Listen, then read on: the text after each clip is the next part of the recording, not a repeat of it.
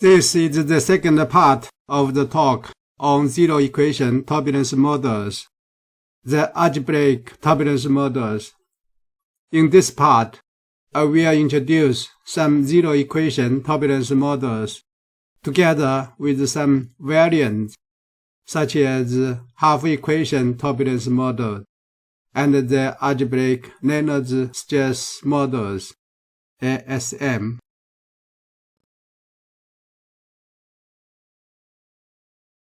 The first zero-equation turbulence model is introduced in this slide. In 1967, Ccheci-Smith proposed a two-layer model for calculating the eddy viscosity in the boundary layer, which is given by this formula. Here, Ym is the value of Y for which the eddy viscosities of the inner and the outer boundaries are equal. See the figure here. In details, the eddy viscosity for the inner boundary is calculated as this. The eddy viscosity is proportional to the mixing length squared, and the mixing length is proportional to the distance to the wall boundary Y and the modification in this square bracket. The eddy viscosity in the outer boundary is calculated as this. It is proportional to the velocity at the edge of the layer UE and the velocity thickness delta star V, and it is also modified by the Klempnerov relation F Clamp. The closure coefficients are given by kappa 0.4, alpha 0.0168, and A plus given by this formula. And it can be seen the pressure gradient is included in the modification. Generally, the Ccheci-Smith model is elegant and easy to implement if the value of Ym is determined. Here, the estimation of Y plus M is given at a Reynolds number typically of the 4 derived turbulence. Matching between inner and outer layer occurs well into the log layer. Thus, Y plus M is estimated as this. It is proportional to the Reynolds number based on the displacement thickness delta star and on velocity at the edge of the boundary layer UE. For a typical turbulent flow, the corresponding Reynolds number Re delta star is about 10,000. Therefore, the corresponding Y plus M is about 420.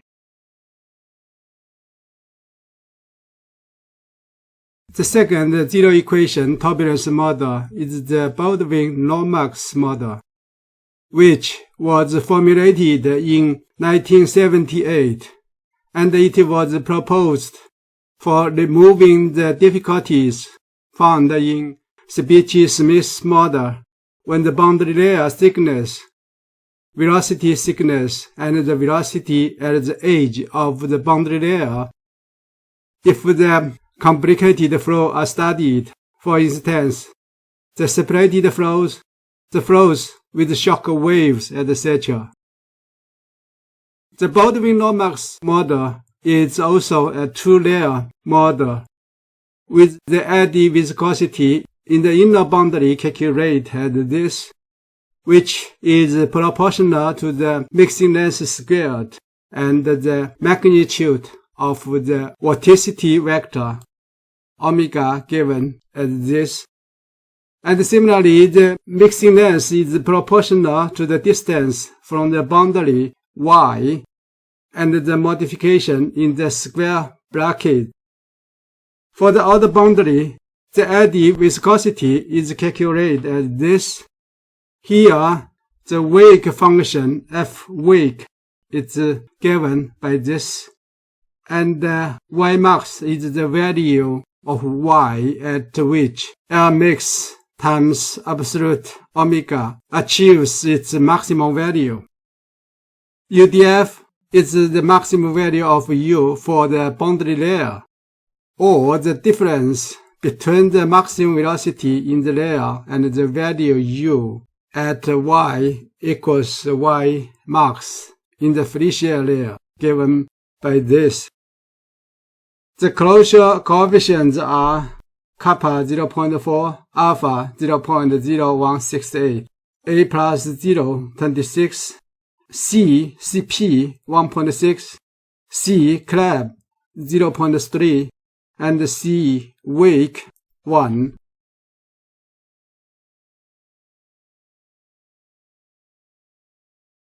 In this slide, an application of zero-equation turbulence models is made for the flow in a horizontal pipe. The pipe flow Reynolds number based on the pipe diameter and the average velocity RED equals to 40,000. The comparison of the velocity profile is seen in this figure. We can see Baldwin-Lomas model give better prediction than Ccheci-Smith model. And the Reynolds shear stress, both zero-equation models are very close to the experiment data, and they are very close each other. For a comparison of the friction for the smooth pipe, Planck's universal law of friction is taken as the reference as this, and CF can be solved using the iteration of the equation. And we can see Baldwin-Lomas model gives a better protection when compared to the experiment data, while the Ccheci-Smith model gives slightly worse protection. For the boundary layer, both Ccheci-Smith and Baldwin-Lomas models are very close to the experiment data. In summary, Baldwin-Lomas model predicts the velocity and the Reynolds shear stress less than 3% difference when compared to the experiment data, and the skin friction is within 1% when compared to the Planck's formula. While for the Ccheci-Smith model, the predictions are slightly worse. Velocity and skin friction are both within 8%.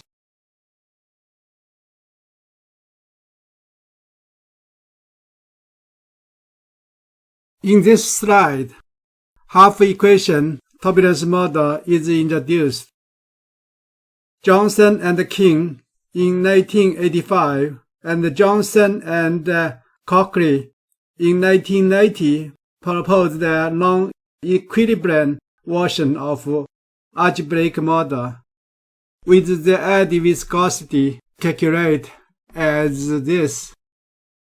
Here, mu Ti and mu To are the calculated inner and outer layer eddy viscosity. The eddy viscosity for inner layer is calculated as this. All parameters can be calculated in all this formula or specified, but tau m and um. Here, the subscript m denotes the value at the point y equals ym, at which the Reynolds shear stress no tau xy reaches its maximum, given by this. And the eddy viscosity in the outer boundary layer is given as this. This is very similar to Ccheci-Smith model, with the modification of the non-equilibrium parameter sigma x. In this half-equation turbulence model, an ordinary differential equation for the maximum Reynolds suggests tau m can be calculated in terms of this formula. The ordinary equation is given by this. Here, um is the mean velocity, and um equal is the value of um according to the equilibrium algebra model when sigma x equals to 1. Because this differential equation is an ordinary differential equation, it's different from the partial differential equation. Therefore, this turbulence model is termed as half-equation turbulence model. And the closure coefficients are kappa 0.4, alpha 0.0168, A plus equals 17, A1 0.25, C1 0.09, and C2 0.7. Here C DIF equals 0.5 when sigma x is larger or equal to 1. Otherwise, C DIF is 0.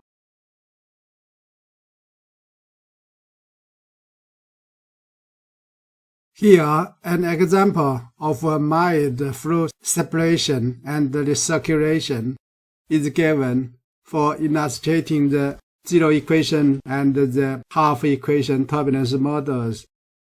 The example is a horizontal cylinder of a length about 500 mm and a diameter of 140 mm.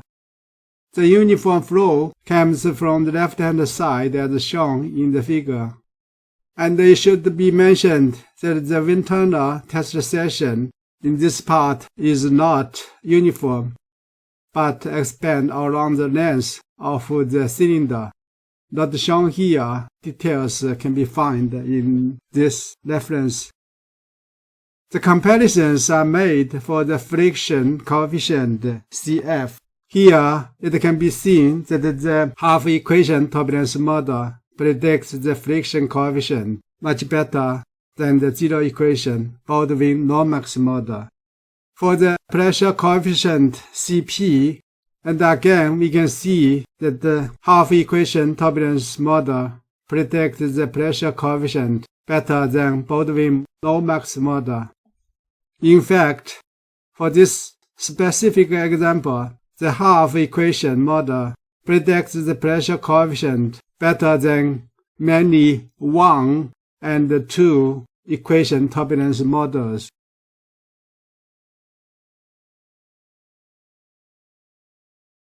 Here in this talk, I put the Algebraic Reynolds Ccheci model, ASM. It is for a purpose of clarifying the confusions. At least this is the confusion to me before. Basically, Algebraic Reynolds Ccheci model have been proposed for avoiding solving the 4 Reynolds Cchecis, so to reduce the computation in the modeling of the turbulence flows. However, in reality, the algebraic Reynolds Ccheci model, including the traditional algebraic Reynolds Ccheci model and the explicit algebraic Reynolds Ccheci model, are not independent or self-contained like those real zero-equation model. They can be applied only together with the 2-equation turbulence model, for which the kinetic energy K and the dissipation rate epsilon are available. As such, in the turbulence flow modeling, the computation would be slightly more than conventional 2-equation turbulence model, but would be significantly less than the 4 Reynolds Ccheci model with 7 equations. And this approach could remove some shortcomings in the Bushnitsky's hypothesis, such as the anisotropy of the Reynolds Cchecis. In 1972 and 76, Roddy assumed the transport of the Reynolds stress is proportional to that of kinetic energy K, meaning that the anisotropy is constant along the streamlines, and the mathematical equation for this approximation is given as this. This approximation could lead to a nonlinear algebraic equation that can be used for determining the Reynolds stress tensor, given by this.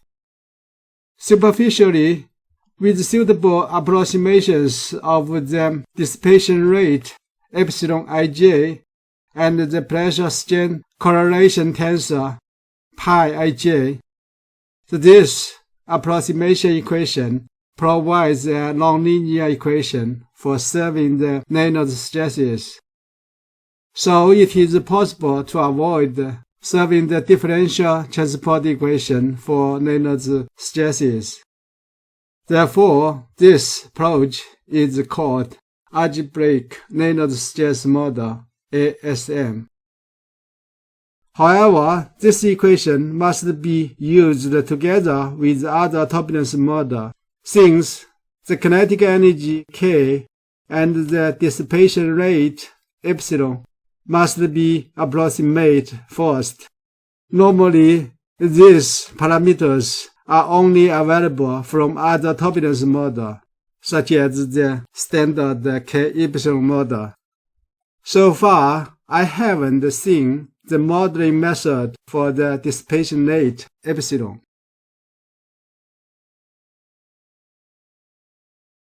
So we will see in this slide why we cannot solve the algebraic Reynolds stress equation as the conventional turbulence model. The first point is that the algebraic Reynolds stress model cannot solve for the kinetic energy, which is unfortunately needed in the equation if we solve for other Reynolds stress component. If we take the indices I equaling to J, then we can obtain the following equation based on the Nordic approximation in the previous slide. And if we apply this relation, we can see for the incompressible flow, we have this and this term are zero. And we also following the definition for the kinetic energy and its relation with the trace of the Reynolds stress tensor tau II and the dissipation rate epsilon II for this. Here, epsilon is defined as this. Therefore, we can deduce the relation as this. This equation is equivalent to this equation. Therefore, the Nordic approximation cannot provide any information for the kinetic energy. In addition, as pointed out by Spazio in 1997, such a nonlinear equation might have mathematical difficulties since we may have either multi-solutions or singularities in some cases, which could cause numeric difficulties for solving the equation. Therefore, Spazio recommended that traditional algebraic stress model should be abandoned in the future application in favor of the regularized explicit algebraic stress models.